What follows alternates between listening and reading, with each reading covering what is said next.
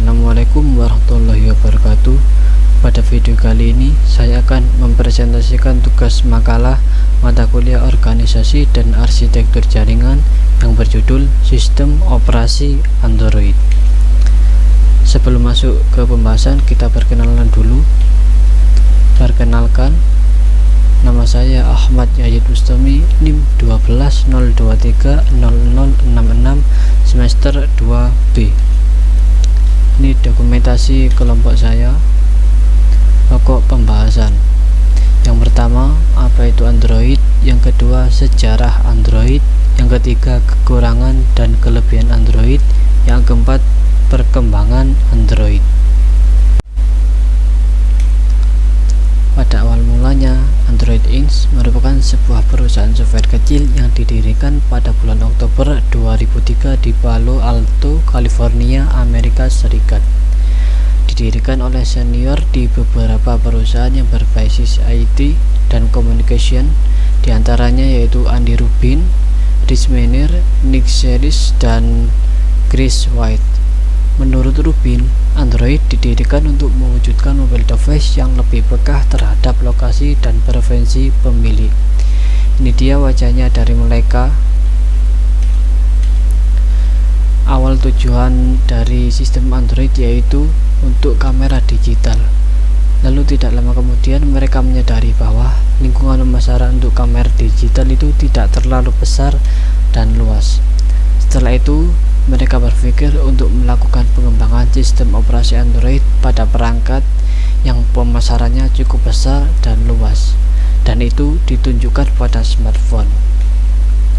Pada tanggal 17 Agustus 2005, Google membeli dan memberikan dukungannya secara resmi kepada Android, di mana hal itu tentunya menjadi Android sebagai anak perusahaan yang sepenuhnya dimiliki oleh Google.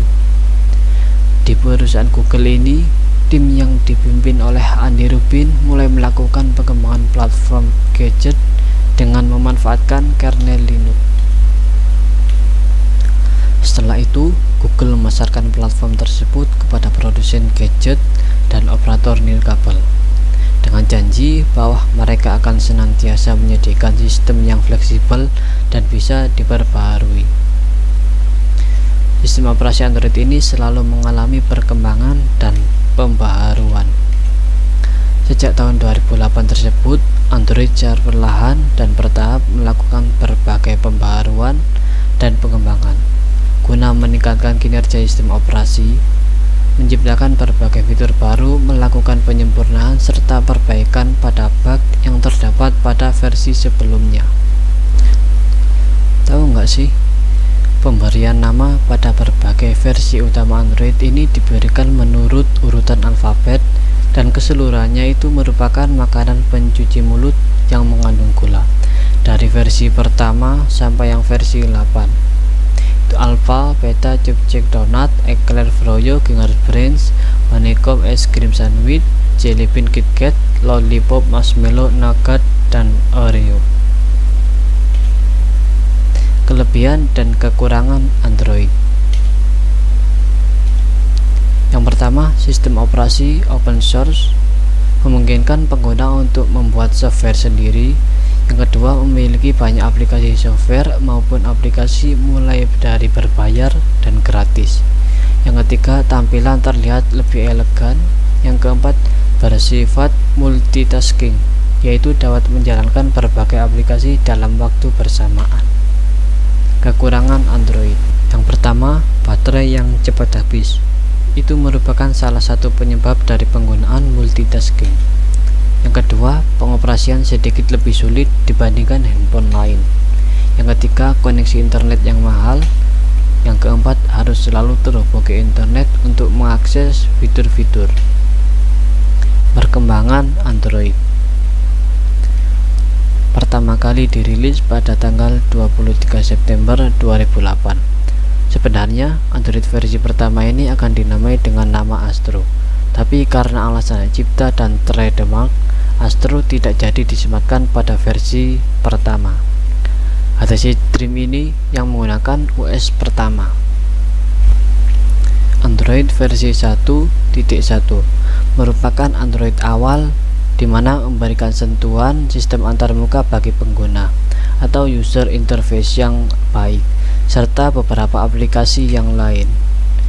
Versi Android kedua ini juga mengalami masalah penamaan yang sama dengan versi pertama. Pada awal Android akan diberi nama Bender, akan tetapi karena alasan melanggar trademark, nama Bender tidak jadi disematkan pada versi Android ini. Ini perangkat T-Mobile G1 yang menggunakan Android kedua. Pada bulan Mei 2009, Android kembali mengalami perubahan versi. Kali ini Android menggunakan penamaan nama makanan pencuci mulut. Karena merupakan versi yang ketiga, maka penamaan diawali dengan huruf C. Jadilah Cupcake, menjadi resmi dari versi iOS ketiga ini. Perubahan yang terjadi pada sistem Android Cupcake ini bisa dibilang cukup banyak. Di antaranya bisa mengunggah video ke YouTube, aplikasi headset nirkabel, tampilan keyboard di layar, serta tampilan gambar bergerak yang lebih interaktif.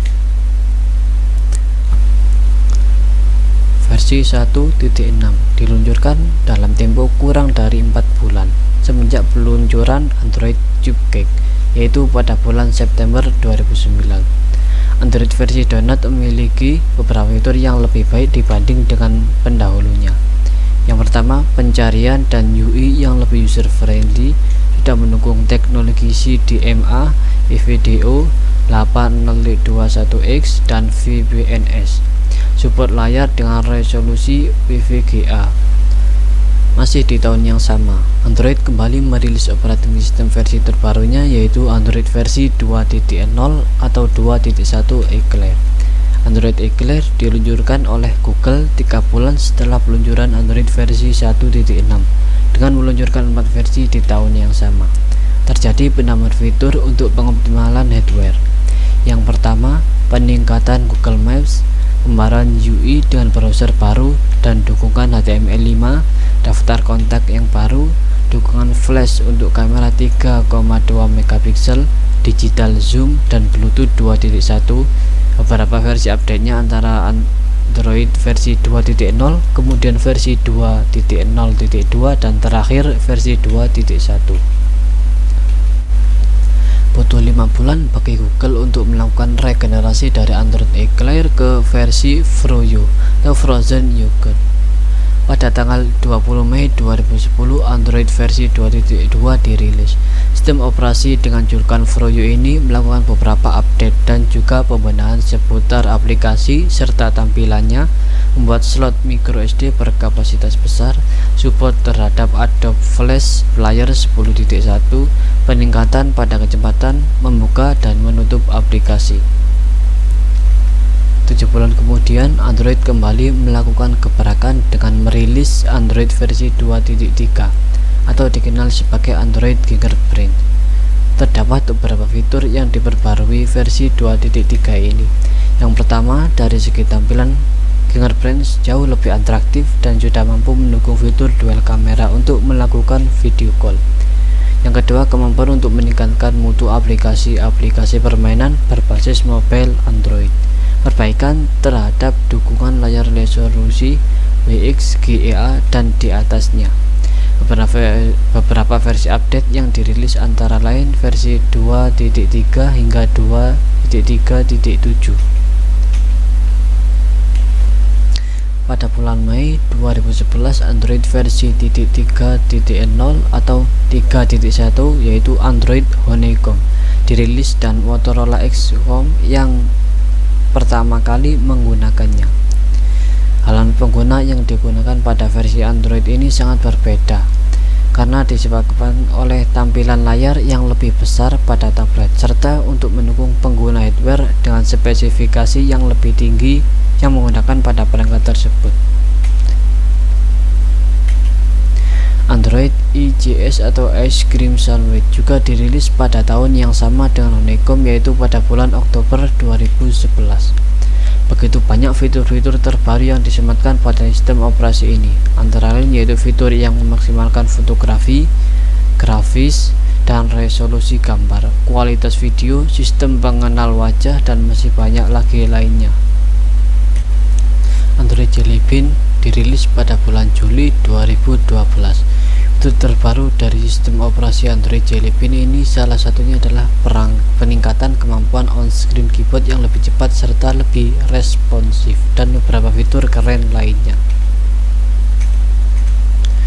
Menggunakan nama brand cemilan terkenal, Android 4.4 KitKat pertama kali dirilis pada 4 September 2013. Versi Android terbaik pada masanya karena hampir seluruh perangkat smartphone di dunia. OS ini mampu memberikan tampilan status bar transparan serta dapat beroperasi secara optimal pada perangkat spesifikasi rendah. Android 5.0 dan 5.1 Lollipop yang dirilis dan diresmikan pada bulan Juni 2014. Bisa dibilang seri Android ini menjadi pionir dibuatnya smartphone flagship dengan spesifik cukup mumpuni. Versi Android ini sudah mendukung arsitektur 64-bit yang sudah memungkinkan penggunaan RAM di atas 3 GB. Fitur pada Android Lollipop merupakan desain ulang dari user interface. Perubahan lainnya yaitu perbaikan pada pemberitahuan atau notifikasi yang bisa diakses dari lock screen dan dapat ditampilkan tanpa aplikasi tambahan. Sistem operasi ini pertama kali diperkenalkan pada Mei 2015 dan mulai dirilis pada Oktober 2015 silam. OS Android ini secara jelas memberikan peningkatan pada sistem keamanan dengan dihadirkan fingerprint sensor sebagai sistem keamanan. Fingerprint sensor ini dapat digunakan untuk autentikasi Google Play Store dan pembelian dengan menggunakan Android Pay. Android ini pertama kali diperkenalkan pada bulan Juni 2016 dengan menampilkan ikon robot Android serta batangan Nougat dan diluncurkan pada bulan Agustus 2016. Versi Android ini mengalami perubahan dari segi tampilan antarmuka. Selain itu, ada juga split screen untuk membagi tampilan layar untuk dua aplikasi sekaligus. Pertama kali dirilis sebagai preview pengembang kualitas pada tanggal 21 Maret 2017 dan akhirnya dirilis ke publik pada tanggal 21 Agustus 2017. Ponsel pertama yang diluncurkan bersama Oreo adalah Sony XZ1. Android 9.0p pertama kali dirilis oleh Google pada 7 Maret 2018 dan dirilis ke publikasi pada tanggal 6 Agustus 2018 dengan membawa Smart Replay, Digital Wellbeing, Adaptive Battery. Android ini sudah didukung kemampuan buatan AI. Berkat AI, handphone Android semakin pintar karena bisa mempelajari pola penggunaan secara otomatis. Versi Android terbaru Qi atau versi Android 10 yang baru diluncurkan pada 13 Maret 2019 dan saat ini masih terbatas pada beberapa perangkat HP Android saja.